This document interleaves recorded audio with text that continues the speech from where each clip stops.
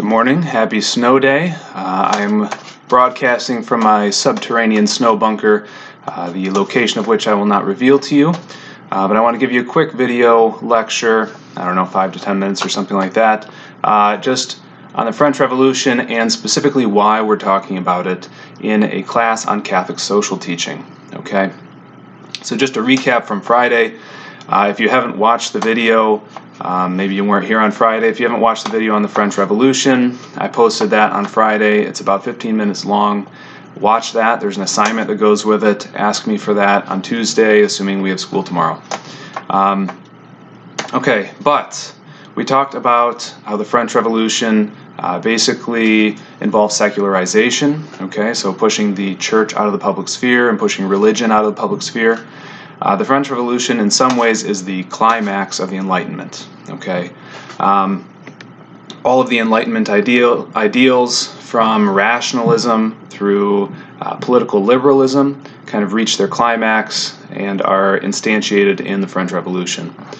All right, so by way of review, French Revolution began in 1789 with the creation of the National Assembly.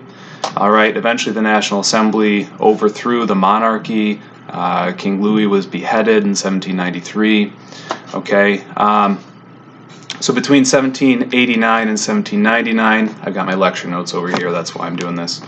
Between 1789 and 1799, Catholics were persecuted by the French revolutionaries, okay, priests, bishops, religious, clergy, and any laity who supported them were often imprisoned, sometimes tortured, and even killed, or they fled the country. The church's property was confiscated by the state, religious orders were suppressed, and the government passed the civil constitution of the clergy. What that did was say clergy have to be elected by the local people. Even if you're not Catholic, you could vote to elect the bishop, the Catholic bishop for the area, which is kind of weird. You could have Jewish people or atheists voting for the bishop, which is generally not good for the church, obviously. But worse, clergy had to sign the oath of loyalty to the state, which basically put their loyalty to the state above their loyalty to the Pope.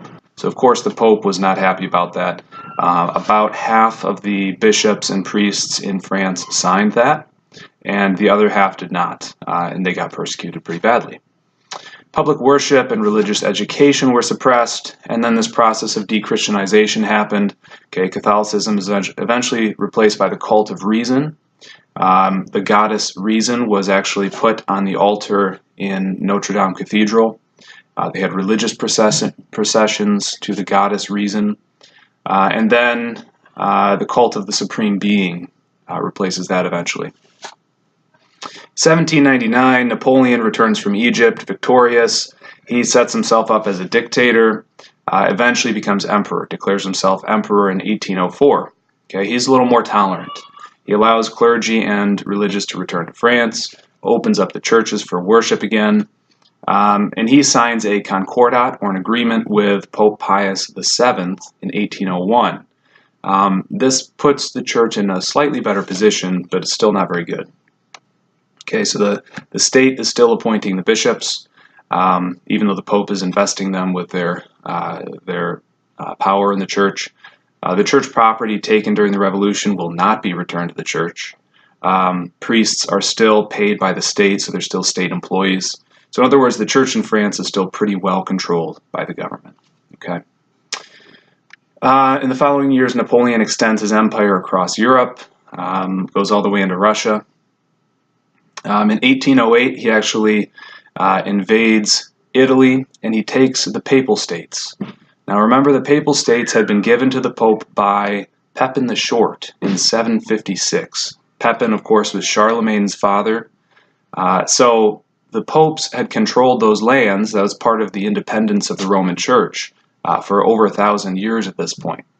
So Napoleon invades, he captures the Papal States, and he imprisons Pope Pius VII for 6 years. Okay, that whole time he continues to seek to control the church throughout Europe.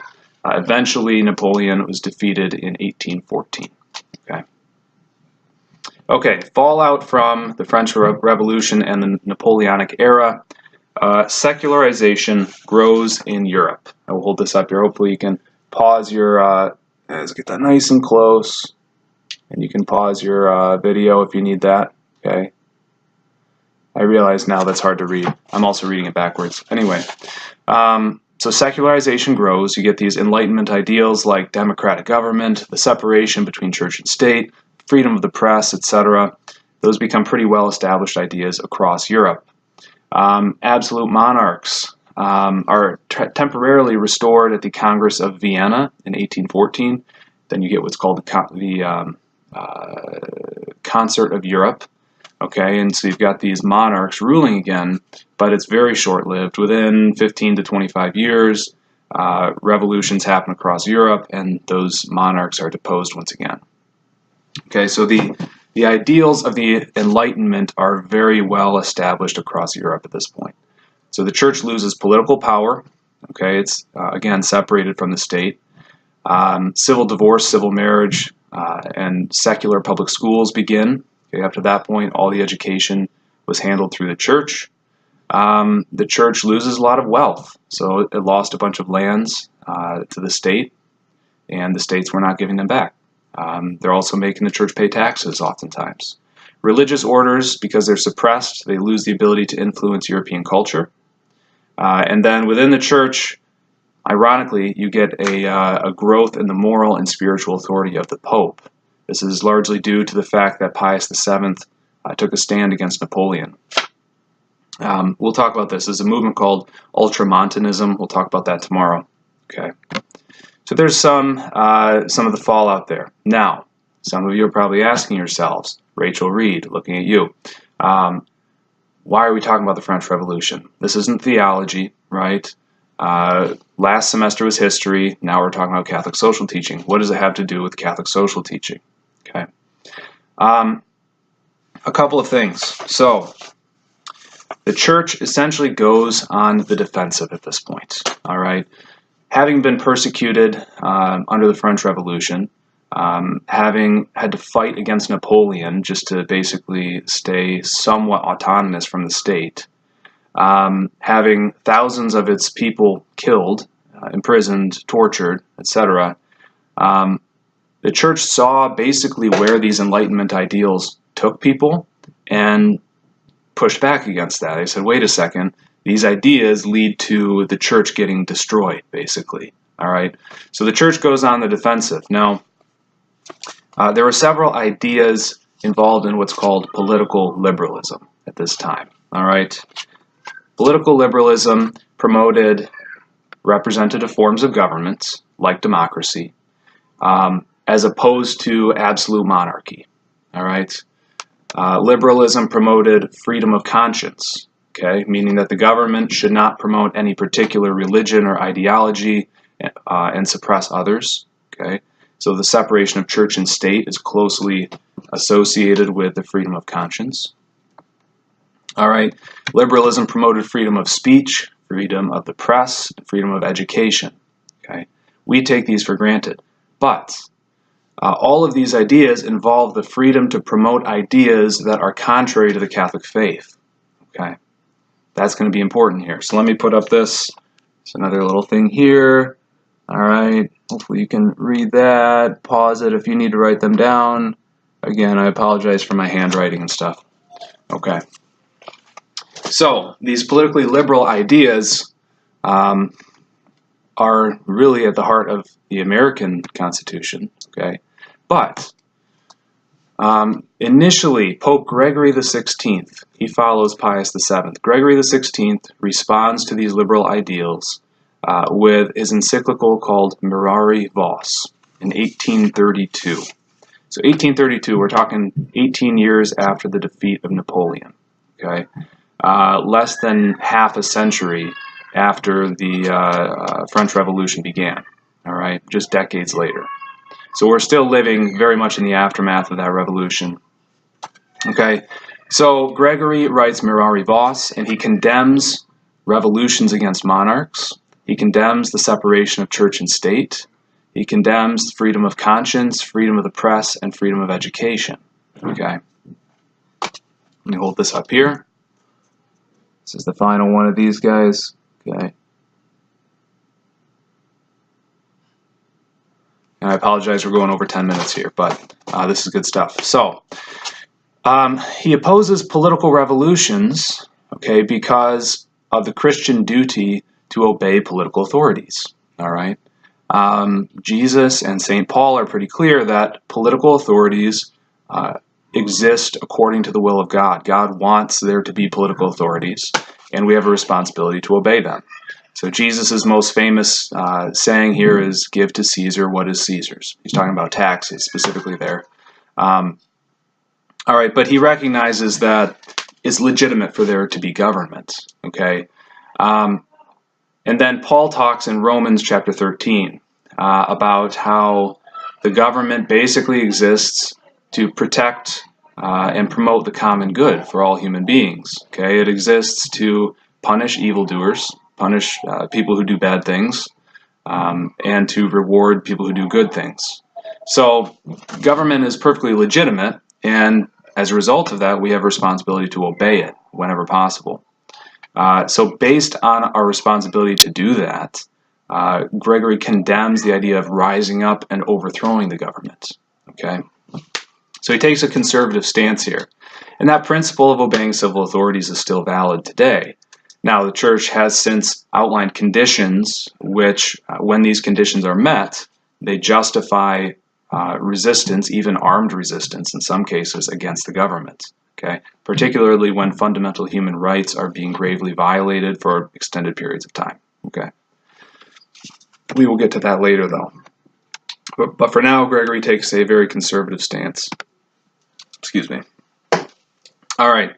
With regard to the other freedoms, the separation of church and state, freedom of conscience, freedom of the press, of speech, of education, etc., Gregory again takes a conservative stance against these things. Okay, so this is based it's based on a couple of things. One is based on the church's responsibility, the state's responsibility to promote the common good, to promote what is good for people, but also on the fact that nobody has a moral right to believe what is not true, let alone to promote and spread these ideas. Okay.